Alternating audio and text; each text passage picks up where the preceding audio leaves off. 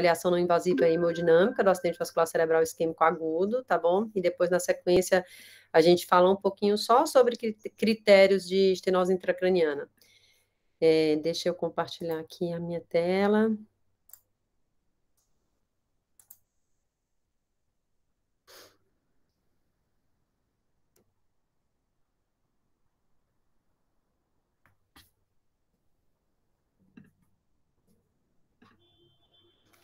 Tudo certinho? Conseguem ver bem? Sim, doutora. Perfeito. Muito bem. Então, vamos lá, Marita. Então, assim, o meu conflito de interesse com essa aula é que hoje, assim, vocês, Mara, Dani, Rejane, sabem e fazem muito mais Doppler transcraniano do que eu, né? Então, o que eu vou falar é mais conceitual e a gente pode discutir, mas do ponto de vista prático, a gente pergunta aos universitários se houver qualquer dúvida, tá? Então, quando a gente começou a fazer Doppler transcraniano, esse era o documento básico que a gente utilizava para avaliar níveis de evidência do uso da técnica, né? Então, esse é um documento de 2004.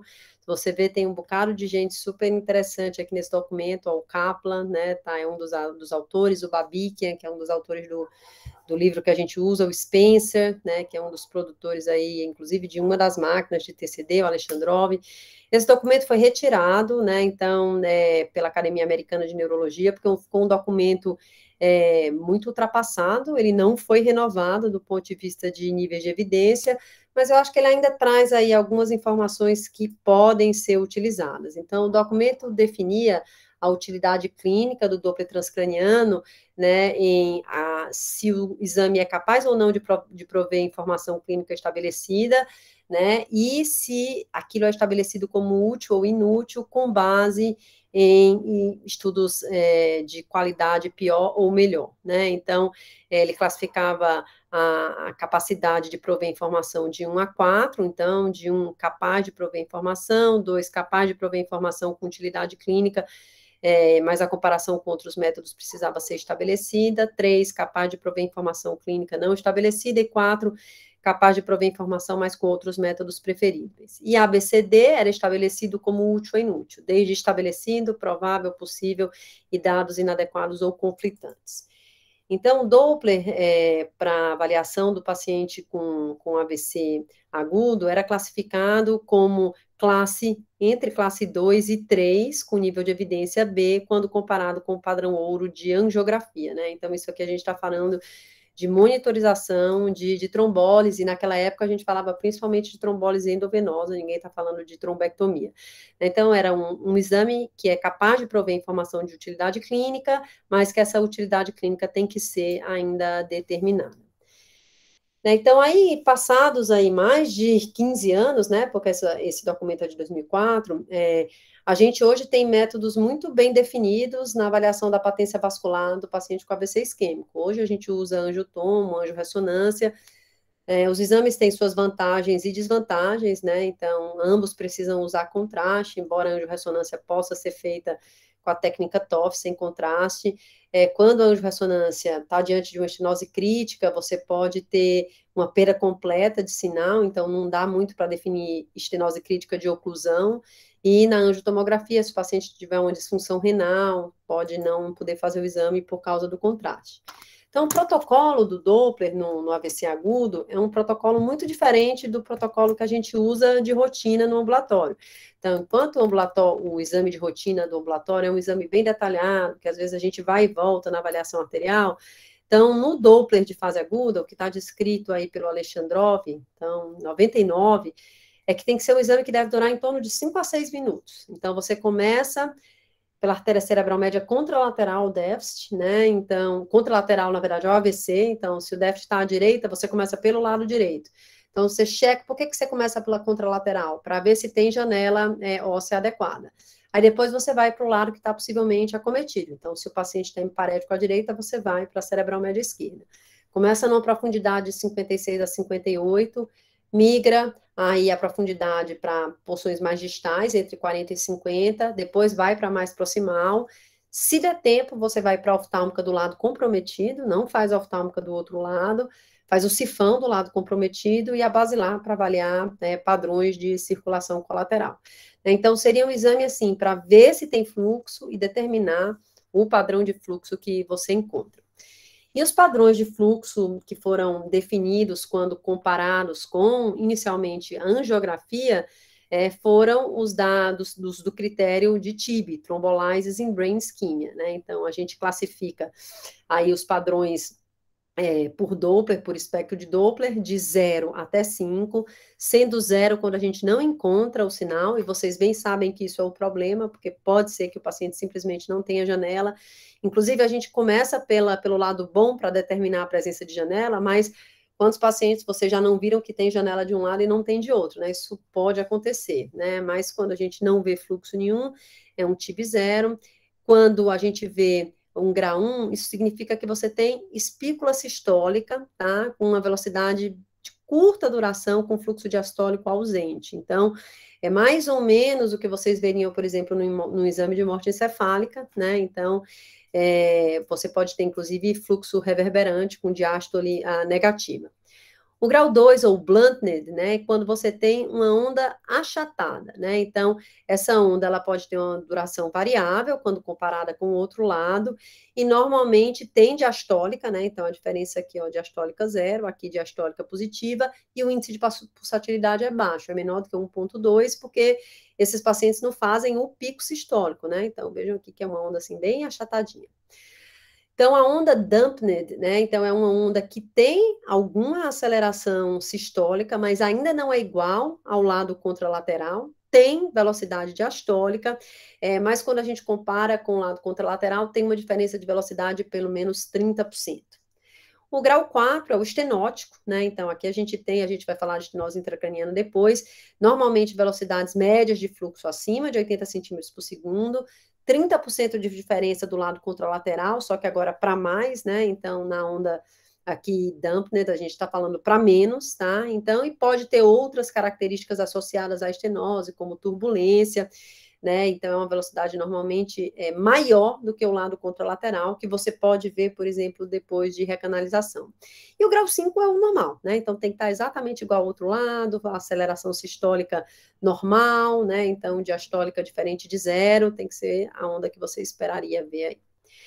Qual é a sensibilidade e a especificidade desse método para a detecção de oclusão arterial no AVC isquêmico? Então, esse método tem uma sensibilidade de 91%, com especificidade de 93%, utilizando, né, o critério de TIB, de 0 a 5, né? Então, isso foi comparado com a angiografia digital.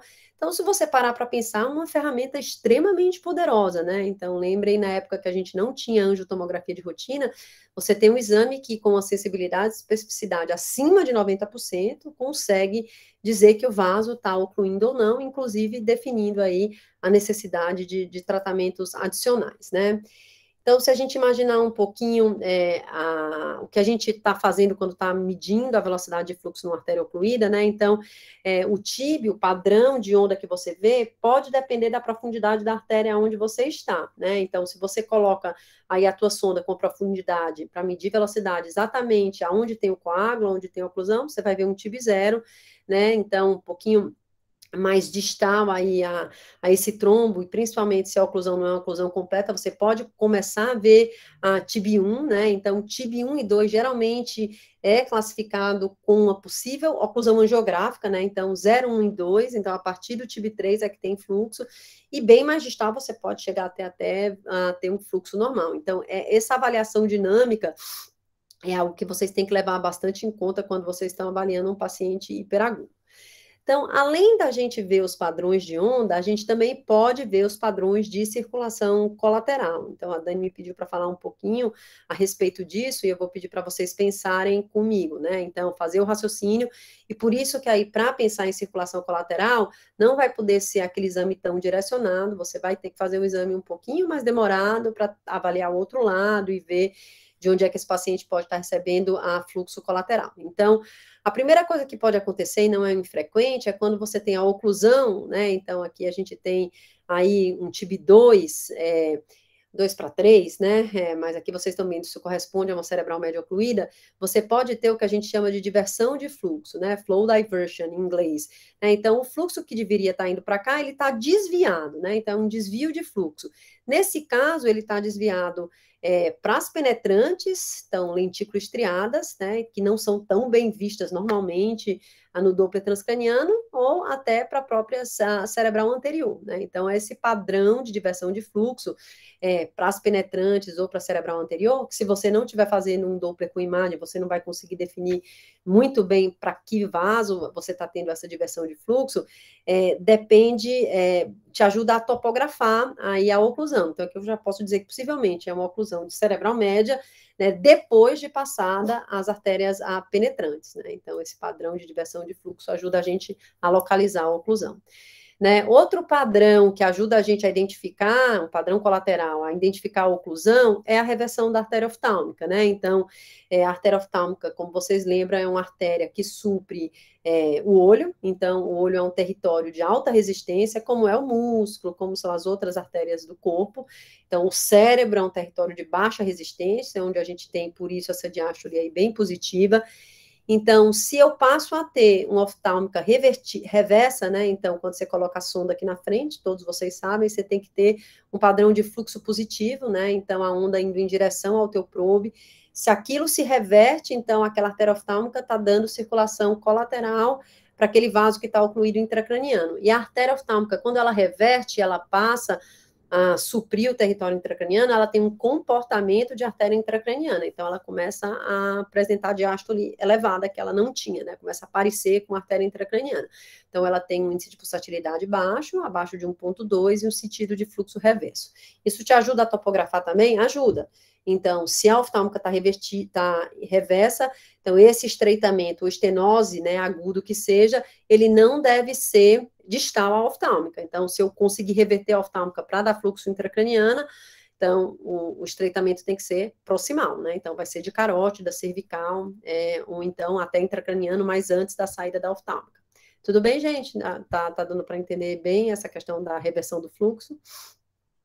Sim, doutora. É bem direto, né? Então, comunicante anterior invertida, tá? Então, esse é um dos padrões aí mais interessantes de circulação colateral, frequente, inclusive. Lembro até que foi quando eu fui fazer a prova da certificação internacional, eu fiz na cidade do Porto. A prova caiu uma comunicante anterior invertida para mim. Então, como é que ela inverte, né? Então, você tem, normalmente, uma oclusão que é proximal, aí normalmente proximal na carótida, né? Então, para mandar fluxo para aquele território da artéria cerebral média, né? Então, você inverte o fluxo na comunicante anterior e na cerebral anterior desse lado, né? Então, do lado que está ocluído, você consegue ver fluxo, mas é um fluxo que está vindo por essa comunicante anterior com a sinal invertido, né? Então, as velocidades são elevadas, né? Então, a gente nunca consegue dizer que é especificamente comunicante anterior, né? É profundo, é mais profundo do que a cerebral média, então não é em 56, 58, então é 65, até, dependendo da cabeça do paciente, 68. As velocidades são bem elevadas, e aí você vê uma velocidade de fluxo, né? Então, quando você chega em 65, no local da bifurcação, né, da carótida, normalmente você vê o fluxo da média, né, vindo em direção ao probe, e você vê um fluxo contralateral ao probe. Se aquela cerebral anterior estiver invertida, você deixa de ver aquele fluxo fugindo do probe, e aquele fluxo vem para o probe em alta velocidade, tentando irrigar aquele território da cerebral média. Então, esse é um padrão aí bem sugestivo de, inclusive, oclusão carotídea, e quando você faz o lado contralateral, a velocidade geralmente está aumentada, porque o território contralateral está mandando, né, sangue para o lado que está acometido. Isso pode acontecer também com a comunicante posterior, lembrando que para insonar a comunicante posterior, ela pode ser uma artéria que não tem fluxo, né? Então, você ativa a comunicante posterior ou o polígono só quando você tem, por exemplo, oclusão. Então, se ela não tiver fluxo, você tem que angular como se você estivesse procurando a cerebral posterior, né? E as velocidades são velocidades também elevadas e podem ter um padrão de turbilhonamento, porque aquilo é circulação colateral para uma artéria que está aí ocluída, né, a jusante, geralmente a cerebral média.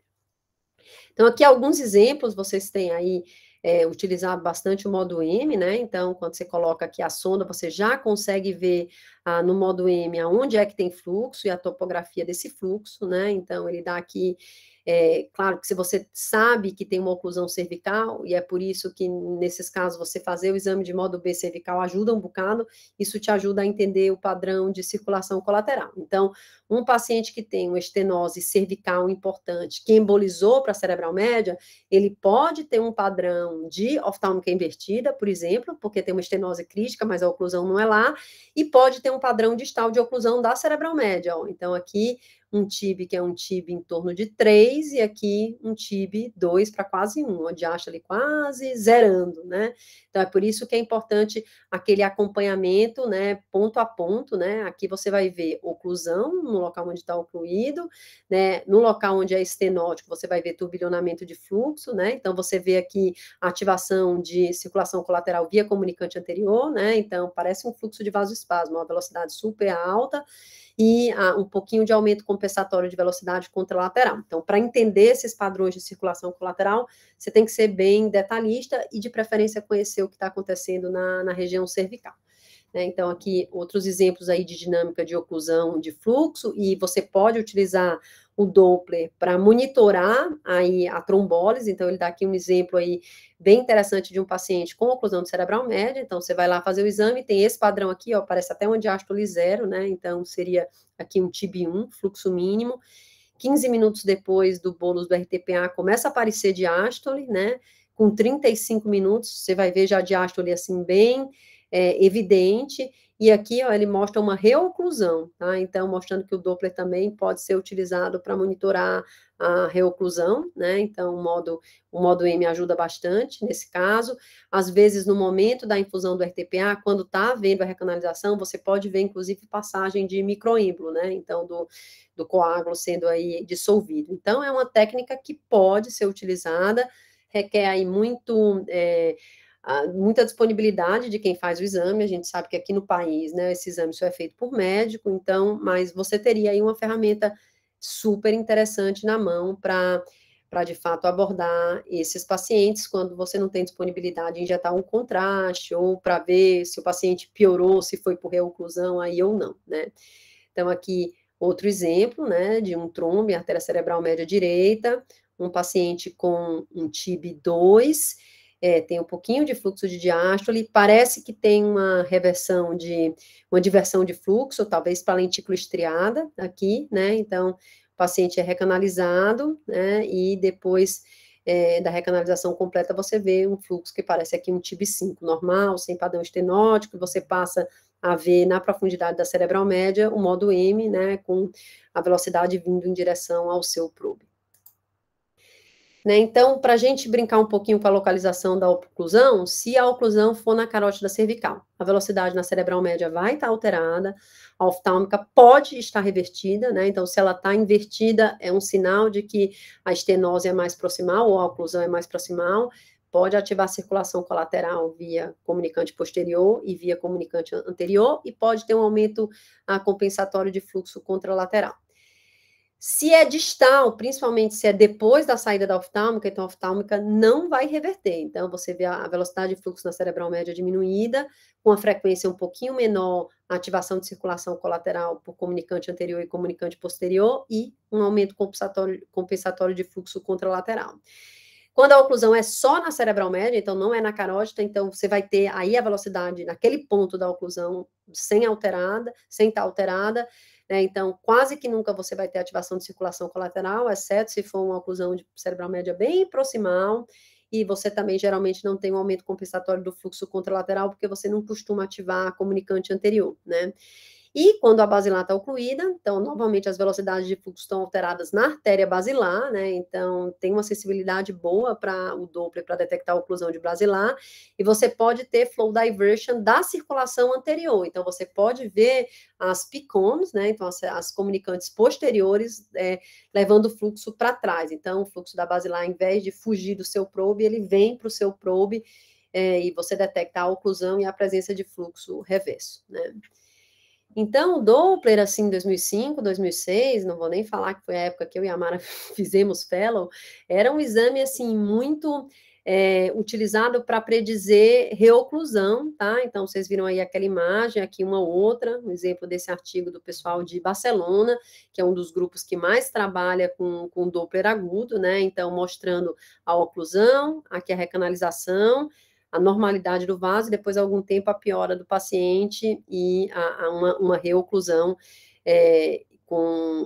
mostrada através do Doppler transcraniano, né? Daqui é um caso que a Mara acho que levou num congresso, que foi em Porto Alegre, foi em Florianópolis, de um caso bem semelhante nosso, que a gente trombolizou em 2004. A primeira trombólise no Hospital São Paulo foi feita por mim no pronto-socorro. Acho que aí eu gamei, nunca mais deixei de gostar de vascular, foi em 2002 ou 2003, e aí logo depois a gente começou a utilizar, a gente usava muito Doppler na fase aguda. Aqui esse foi um caso monitorado pela Mara, né, onde o paciente chega com o TIB 2/3, ainda tem um pouquinho de diástole, normaliza e depois volta a piorar, né, e faz inclusive um padrão de diversão de fluxo. E esse paciente nós levamos para tratamento intraarterial, na época não era trombectomia, era RTPA intraarterial, e ele recanalizou o vaso e saiu bem, né. Então, vocês sabem que o padrão de colateral leptomeninge é um padrão determinante de prognóstico, hoje a gente entende isso aí super bem, né? Na época também, quando a gente começou a usar ultrassom, algo muito discutido era o efeito do ultrassom no trombo, né? Então, a gente sabe de estudo de ultrassom, principalmente em medicina de guerra, né, que a ultrassom ele é capaz de modificar a consistência e a formação do trombo, abrindo aí principalmente as traves de fibrina, principalmente quando for sendo ultrassom de alta potência, né, então ultrassom bélico, e com esse conceito físico, né, então foi desenhado à época, em 2004 também, esse estudo que se chamou Clot Bust. Para quem não assistiu ainda, o Ghost Bust 2, eu assisti, porque eu levei meu filho depois de um tempo para ir no cinema, então na época era o Clot Bust 1, teve agora o Clot Bust 2, que era uma alusão ao Ghostbusters, que era uma tentativa de manter o ultrassom contínuo, né, naquela profundidade onde o trombo estava, para tentar mudar a estrutura da fibrina. Então, isso era algo super inovador.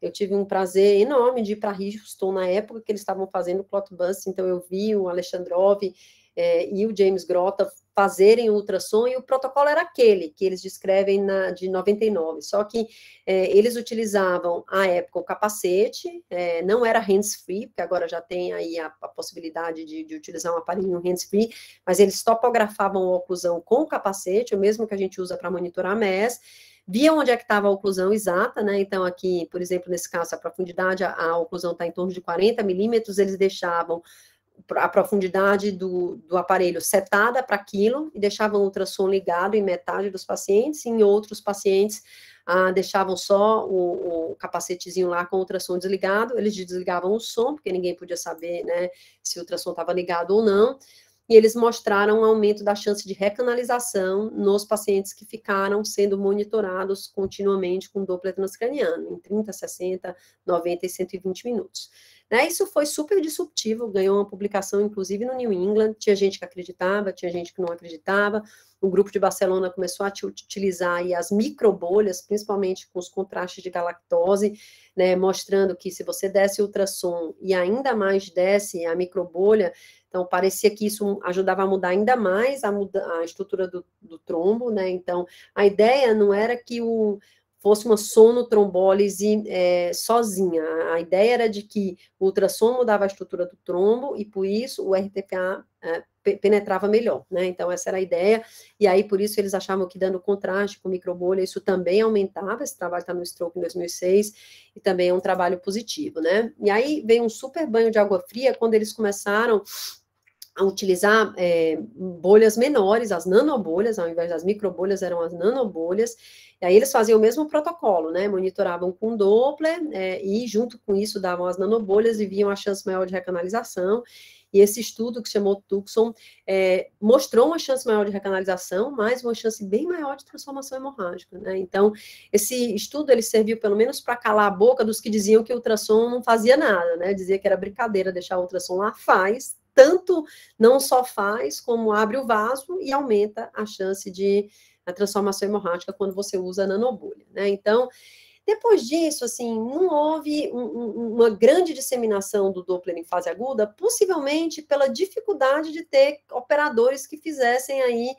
esses exames na fase aguda, né? Então, a gente ficou utilizando o Doppler mais para avaliação de circulação colateral, o grupo do Alexandrov utilizou esses padrões para estudar alguns outros fenômenos, como o fenômeno de piora não causada por reoclusão, né? Então, eles chamaram esse fenômeno de síndrome do Robin Hood reverso, né? Então, o que quer dizer o Robin Hood reverso? Você utilizar um território roubando do outro território quando você tem aí um estreitamento arterial proximal, né? Então, a gente vê isso aí com subclávia. Então, quem já fez exame de roubo de subclávia é um exame super interessante de fazer, né? Então, a gente, teoricamente, deveria ter o fluxo indo aqui fugindo do seu probe pelas vertebrais e subindo aí na artéria basilar, né? E aí, quando você tem uma estenose subclávia, você pode ter esse fluxo onde você não tem a estenose, suprindo um território onde há estenose. Então, a gente vê a reversão do fluxo na artéria vertebral ipsilateral à estenose, né? Isso dá para ver com o Doppler modo B, dá para ver com o transcraniano. Normalmente tem uma diferença de pressão arterial. Isso é um exemplo clássico de roubo. Quem está fazendo bastante exame que não viu ainda, tentem fazer exame de roubo de subclávia. O dia que vocês souberem que o paciente tem diagnóstico de roubo de subclávia, na vascular, na enfermaria, façam, porque é um exame super interessante. Por quê? Porque quando você usa um cuff de pressão e você sobe a pressão do braço do paciente, né? Porque isso aqui está indo para o braço, acima daquele nível da oclusão, você reverte o fluxo, né? Então, isso te dá o diagnóstico de roubo de subclávia. Mas a gente está falando aqui de AVC agudo, né? Então, esse mesmo padrão ele foi proposto de existir no paciente com AVC agudo por perda da autorregulação. Então, o que o Alexandrov estudou nesse trabalho foi o fato de que 15% dos pacientes deterioram depois de terem melhorado. Quando não há reoclusão, uma das hipóteses é que isso seja por roubo do território bom, roubando do território ruim. Por isso que é a síndrome do Robin Hood reverso. Né? Então, Robin Hood rouba do rico para dar para o pobre. Aqui é roubo do território que já está ruim para ir para o território que está bom. Então, qual é aí o racional dessa síndrome, né? Então, vamos imaginar que a gente tem uma cerebral média fechada aqui, você recanalizou, conseguiu ver com Doppler a recanalização, mas esse território é um território que tem uma perda da autorregulação, né? Então, você tem uma vasoplegia dos vasos distais, porque aquele território ficou isquemiado. E aí, o que eles mostraram foi o seguinte, que em 6 pacientes acompanhados na fase aguda, que tiveram esse fenômeno de piora sem ter a reoclusão, eles observaram um hiperfluxo, né? Então, a hiperemia no território bom. E eles fizeram um teste de breath holding nesses pacientes e viram que o breath holding era extremamente alterado no território ipsilateral, no território isquemiado, né? E que no território normal existia uma normalidade do breath holding, um aumento de velocidade, na verdade, desproporcional aí ao aumento de CO2, porque eles monitoraram o CO2, e eles, além de fazerem o Doppler transcraniano, fizeram o exame de perfusão, né? Então, vocês veem aqui a imagem, dá para ver aqui o território isquemiado, e esse território aqui é um território como se tivesse hiperêmico, né? Então, eles usam isso, né, para... Dão aqui alguns exemplos, né? Então, o território afetado e o território não afetado, né? Aí, o que acontece quando você faz um breath holding, não, o território normal sobe a velocidade, que é o que é esperado, você aumentou o CO2, e no território afetado, não aumenta a velocidade, que é o esperado, como a velocidade diminui. Ó. Começa com 51, cai para 53 e depois vai para 43. Né? Então, vai dar um breath holding index até negativo. Então, ele chama atenção para isso e diz que isso tem que ser melhor estudado, porque aí não adianta a gente lidar com recanalização só, com trombólise, a gente precisaria ter algo que conseguisse ajudar na autorregulação cerebral, né?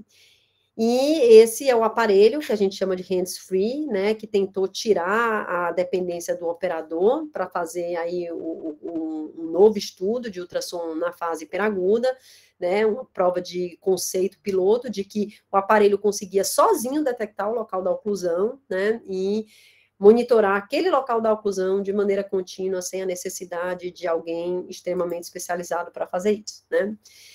Então, assim, acho que são todas avenidas super interessantes para a gente explorar na fase aguda do AVC isquêmico, né? A gente tem alguns trabalhos brasileiros muito bonitos. Esse é o trabalho do Dr. Rodrigo Bazan, lá de Botucatu, foi a tese de doutorado dele. Então, um estudo prospectivo monitorando MES, igual a Evinha monitorou em AVC hemorrágico, ele monitorou em AVC isquêmico, né? E aí ele encontrou que ter MES era aí um preditor de mau prognóstico, né? Nesse estudo prospectivo.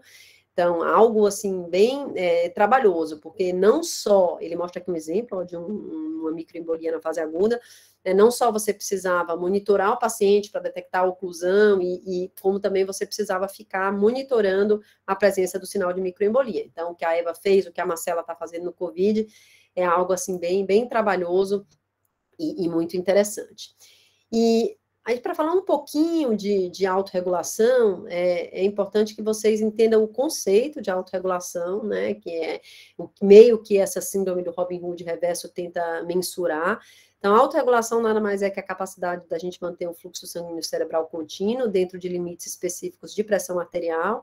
Então, em situações normais, o nosso fluxo sanguíneo cerebral independe da nossa pressão arterial, mas quando a gente tem autorregulação preservada, há um comportamento que é um comportamento linear direto, né, de você aumentar a pressão, aumentar o fluxo, de você diminuir a pressão, causar isquemia, diminuir o fluxo, né, então, o nosso paciente dentro da UTI geralmente está aqui, nessa curva, que não é essa curva perfeita, e é por isso que a gente tem que entender um pouquinho aí as maneiras da gente estudar autorregulação nos pacientes dentro de UTI e fora de UTI também, né?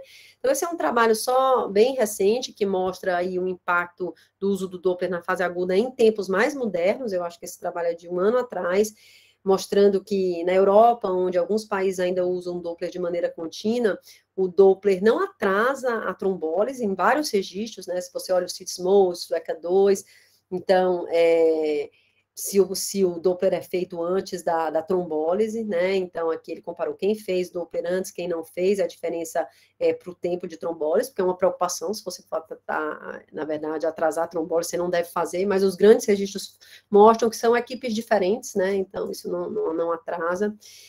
E quando a gente fala de autorregulação, assim, acho que isso vale a gente parar para discutir, assim, 5 minutinhos, porque a gente vê bastante Doppler laudado, como, assim, alteração de autorregulação cerebral, paciente com enxaqueca, né, velocidades variando muito, sugerindo alteração de autorregulação. Mas é super importante que vocês entendam que, assim, existe uma metodologia igual para monitorar MES, para a gente fazer a autorregulação de maneira consistente. Então, a autorregulação medida pelo Doppler, ela pode ser estática ou pode ser dinâmica.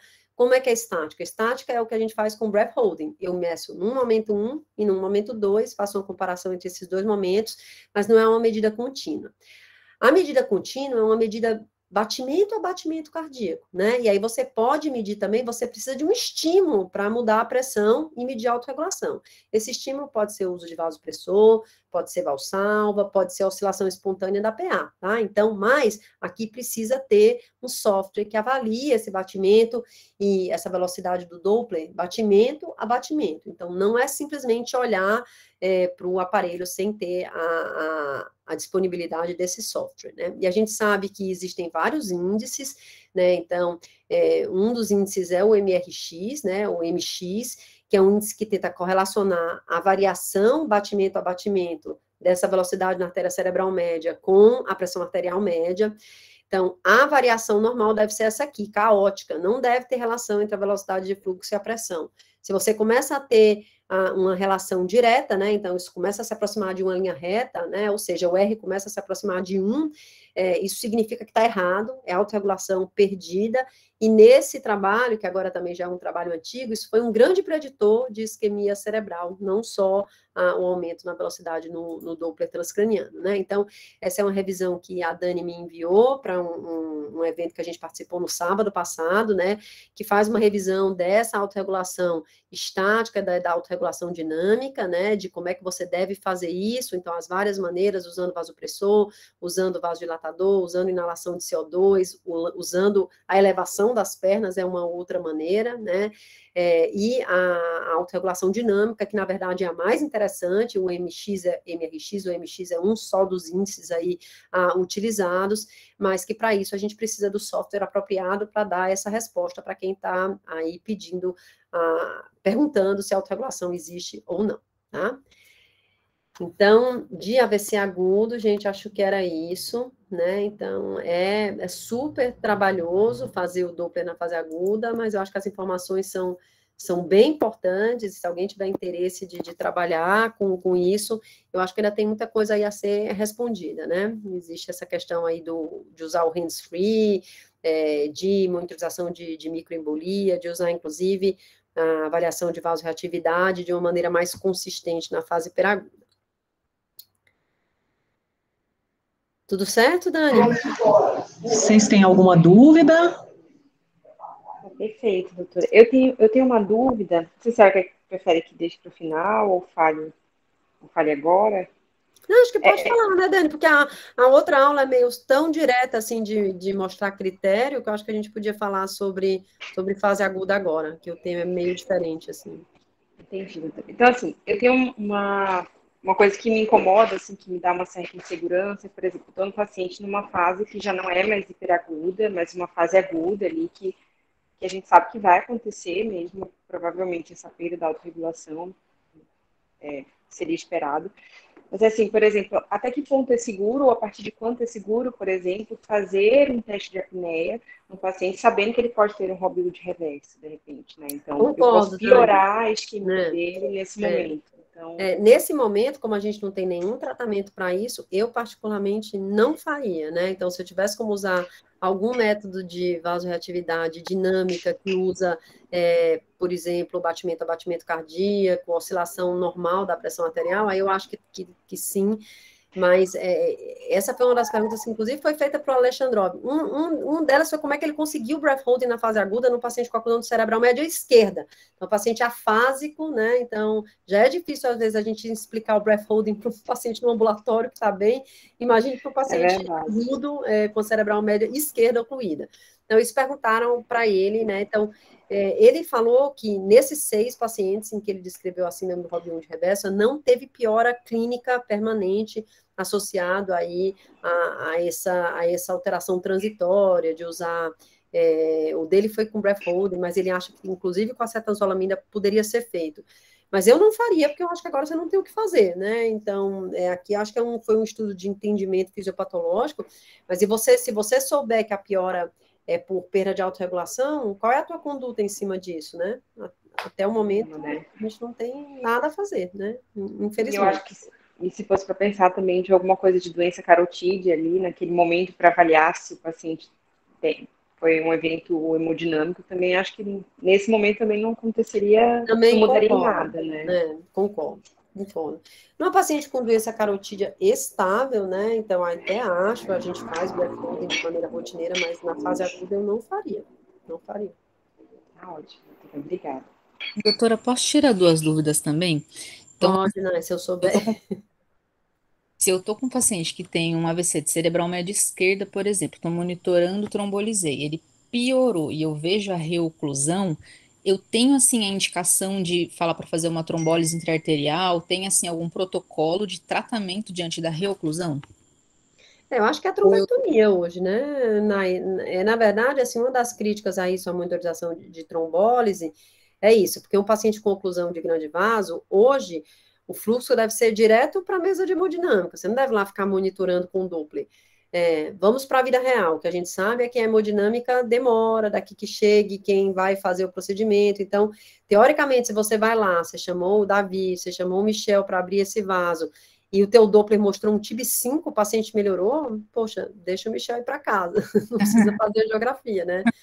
Mas você não, assim, eu não usaria hoje para triar quem vai ou não, porque eu acho que isso tem um potencial grande de atrasar o procedimento.